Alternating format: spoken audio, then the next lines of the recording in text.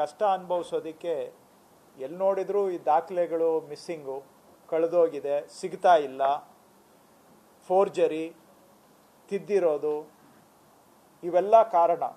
ಇದಕ್ಕೇನಾದರೂ ಒಂದು ಶಾಶ್ವತ ಕಡಿವಾಣ ಹಾಕಬೇಕು ಅಂತೇಳಿ ನಮ್ಮ ಇಲಾಖೆಯಲ್ಲಿರುವ ಎಲ್ಲ ಮೂಲ ಕಡತಗಳು, ತಹಶೀಲ್ದಾರ್ ಕಚೇರಿ, AC ಕಚೇರಿ, DC ಕಚೇರಿ, ಎಲ್ಲ ಮೂಲ ಕಡತಗಳನ್ನು ಸ್ಕ್ಯಾನಿಂಗ್ ಮಾಡುವಂತಹ ಭೂ ಸುರಕ್ಷಾ ಯೋಜನೆಯನ್ನು ಆರಂಭ ಮಾಡಿದ್ದೇವೆ. ಅದರಲ್ಲಿ ಇಲ್ಲಿವರೆಗೂ 60 ಮುಖಗಳನ್ನು ಸ್ಕ್ಯಾನಿಂಗ್ ಮಾಡಿದ್ದೇವೆ.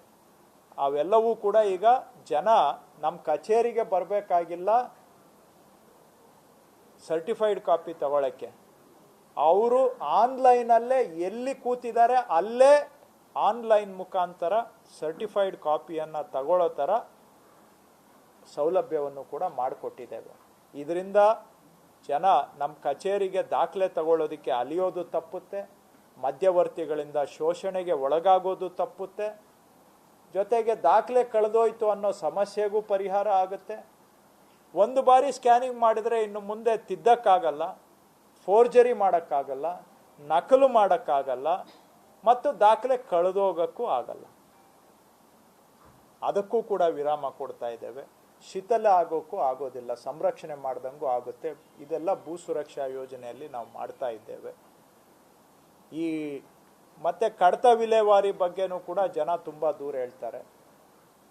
ನಾವು ಎಷ್ಟು ಬಾರಿ ಅರ್ಜಿ ಕೊಟ್ಟರು ನಮ್ಮ ಕಡತ ಕಳೆದೋಗುತ್ತೆ ಅಂಥೇಳಿ, ಅಥವಾ ಬೇಕಾದವ್ರದ್ದು ಮೂವ್ ಆಗುತ್ತೆ, ನಮ್ಮದು ಮೂವ್ ಆಗೋದಿಲ್ಲ ಅಂಥೇಳಿ. ಅದಕ್ಕೆ ಈಗ ಕಂಪಲ್ಸರಿಯಾಗಿ ಎಲ್ಲರೂ ಕೂಡ ಆಫೀಸನ್ನು ಬಳಕೆ ಮಾಡಬೇಕು ಅಂತ ಕಡ್ಡಾಯ ಮಾಡಿದ್ದೇನೆ. ಈಗ ಆಲ್ರೆಡಿ 95% ನಮ್ಮ ಇಲಾಖೆಯಲ್ಲಿ ಆಫೀಸ್ಗೆ ಶಿಫ್ಟ್ ಆಗಿದ್ದಾರೆ. ಕೆಲವ್ರಿಗೆ ವೈಫೈ ಕನೆಕ್ಟಿವಿಟಿ ಅದು ಇದು ಇಶ್ಯೂಸ್ ಇದೆ. ಮಾರ್ಚ್ ಅಷ್ಟೊತ್ತಿಗೆ 100% ಎಲ್ಲರೂ ಕೂಡ ಆಫೀಸಲ್ಲೇ ಕೆಲಸ ಮಾಡಬೇಕು. ಒಬ್ಬ ವಿಲೇಜ್ ಅಕೌಂಟೆಂಟಿಂದ ಮಿನಿಸ್ಟ್ರ್ವರೆಗೆ ಏನೇ ಫೈಲ್ ಮೂವ್ಮೆಂಟ್ ಇದ್ರೂ ಆಫೀಸ್ ಮುಖಾಂತರ. ಆವಾಗ ಯಾರ ಹತ್ರ ಎಷ್ಟು ದಿನ ಪೆಂಡಿಂಗ್ ಇದೆ ಅಂತ ನಮಗೆ ಕಾಣುತ್ತೆ. ಆಫೀಸಲ್ಲಿ ಫೈಲು ಕಳೆದಾಕಕ್ಕಾಗಲ್ಲ. ಈ ಟೇಬಲ್ಲಿಂದ ಆ ಟೇಬಲ್ಗೆ ಟಪಾಲಲ್ಲಿ ಹೋಗಬೇಕು ಅಂದರೆ ತಿಂಗಳು ಬೇಕು, ಇಲ್ಲಿ ಒಂದು ಕ್ಷಣದಲ್ಲಿ ಹೋಗುತ್ತೆ.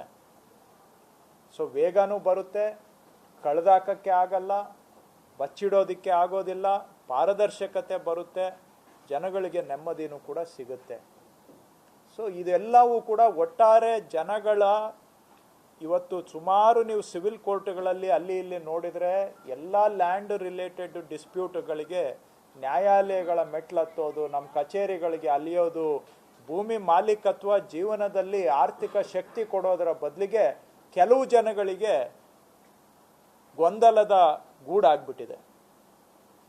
ಭೂ ಮಾಲೀಕತ್ವ ಒಂದು ರೀತಿ ಗೊಂದಲದ ಗೂಡು ಆಗಿದೆ, ಕೆಲವರಿಗೆ ಲಿಟಿಗೇಷನ್ನು ಆಗ್ಬಿಟ್ಟಿದೆ. ಸೊ ಅಲ್ಲಿಂದ ನಾವು ಏನಾದರೂ ಮಾಡಿ ಇದನ್ನು ನೆಮ್ಮದಿ ಒಂದು ಭೂ ಗ್ಯಾರಂಟಿ ಕಡೆಗೆ ಹೋಗಬೇಕು ಅನ್ನುವಂಥದ್ದು ನಮ್ಮ ಸಂಕಲ್ಪ.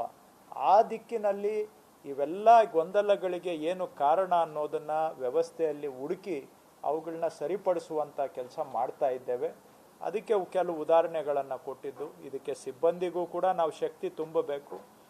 ನಾವು ಕಳೆದ ವರ್ಷ 1000 ವಿಲೇಜ್ ಅಕೌಂಟೆಂಟ್ನ ಅಟ್ ಎ ಟೈಮ್ ನೇಮಕಾತಿ ಮಾಡಿದ್ದೇವೆ. ಯಾಕಂದರೆ ಸಿಬ್ಬಂದಿ ಇಲ್ಲದೆ ಕೆಲಸ ಮಾಡೋಕ್ಕಾಗೋದು.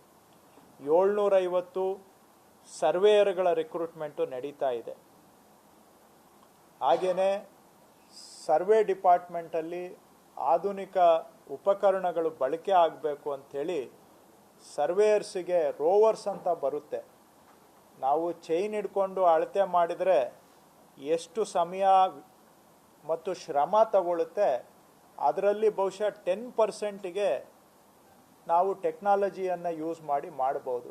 ಆ ತರಹ ರೋವರ್ಸ್ ಅನ್ನುವಂತಹ ಸರ್ವೆ ಸಾಧನಗಳನ್ನು ಕೊಡಬೇಕು ಅಂತೇಳಿ ಈಗ ಆಲ್ರೆಡಿ 600 ರೋವರ್ಸ್ ಖರೀದಿ ಮಾಡಿದ್ದೇವೆ. ಇನ್ನೂ 1000 ರೋವರ್ಸ್ ಖರೀದಿ ಮಾಡ್ತಾ ಇದ್ದೇವೆ. ಇದರಿಂದ ಇರೋ ಸರ್ವೇಯರ್ಸ್ ಕೆಲಸ ಅವ್ರಿಗೆ ಕಮ್ಮಿ ಶ್ರಮದಲ್ಲಿ, ಕಡಿಮೆ ಒತ್ತಡದಲ್ಲಿ ಡಬಲ್ಗಿಂತ ಹೆಚ್ಚು ಟ್ರಿಬಲ್ ಕೆಲಸ ಮಾಡ್ಬೋದು. ಆ ಥರ ಅವರಿಗೆ ಶಕ್ತಿ ತುಂಬ್ತಾ ಇದ್ದೇವೆ. 5000 ವಿಲೇಜ್ ಅಕೌಂಟೆಂಟ್ಸ್ಗೆ ಲ್ಯಾಪ್ಟಾಪ್ ಕೊಟ್ಟಿದ್ದೀವಿ. ಇನ್ನೊಂದು 2000 ಇದ್ದಾರೆ. ಎಲ್ಲ ವಿಲೇಜ್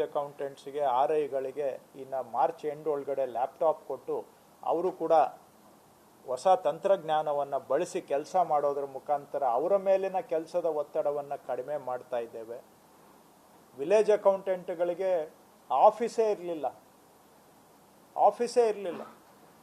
ಒಂದು 7,850 ವಿಲೇಜ್ ಅಕೌಂಟೆಂಟ್ಸು ಇದ್ದಾರೆ, ಅಲ್ಲ 8,345 ವಿಲೇಜ್ ಅಕೌಂಟೆಂಟ್ ಇದ್ದಾರೆ. ನಾನು ಇಲಾಖೆ ಜವಾಬ್ದಾರಿ ತಗೊಂಡಾಗ ಬರೀ ಒಂದು 2,000 VAಗಳಿಗೆ ಆಫೀಸ್ ಇತ್ತು. ಈಗ 8,345 ಪೈಕಿ 7,850 ವಿಲೇಜ್ ಅಕೌಂಟೆಂಟ್ಸಿಗೆ ಆಫೀಸ್ ಮಾಡಿಕೊಟ್ಟಿದ್ದಾರೆ. RDPRನವರ ಸಹಕಾರದಿಂದ ಅಲ್ಲೇ ಗ್ರಾಮ ಪಂಚಾಯಿತಿಯಲ್ಲೇ ವಿಲೇಜ್ ಅಕೌಂಟೆಂಟ್ಗೆ ಆಫೀಸು ಆಗಿದೆ.